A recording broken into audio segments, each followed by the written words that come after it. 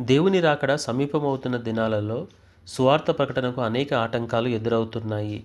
అట్టి ఆటంకములు లేకుండా సువార్త మర్మమును ధైర్యముగా బోధించాలి అంటే విశ్వాసులు విజ్ఞాపన చేయాలని వాక్యము సెలవిస్తుంది. అది కేవలం కాపరిది లేదా బోధకుడిదే కాదు, విశ్వాసులది కూడా.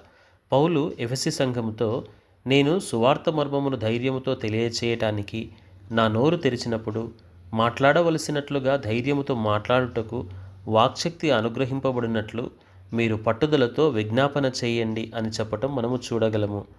అపొస్తలుడైన పౌలు ప్రత్యేకంగా ఎన్నుకోబడిన వ్యక్తి. నేడు కూడా సత్యమును ప్రకటించడానికి ఎందరో ఎన్నుకొనబడిన వ్యక్తులు ఉన్నారు.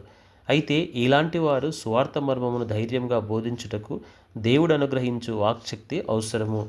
అయితే బోధకులకు కావలసిన ఈ వాక్శక్తి కోసం పట్టుదలతో విజ్ఞాపన చేయవలసిన బాధ్యత సంఘ సభ్యులైన విశ్వాసుల మీద ఉంది. అంతేకాకుండా మెలకువగా ఉండి పూర్ణమైన పట్టుదలతో అట్టి విజ్ఞాపన చేయవలెను అని కూడా చూడగలము. అప్పుడే ఏర్పరచబడిన బోధకులకు సువార్త మర్మమును ధైర్యముతో బోధించే ఆ వాక్శక్తి దేవుని ద్వారా అనుగ్రహింపబడుతుంది.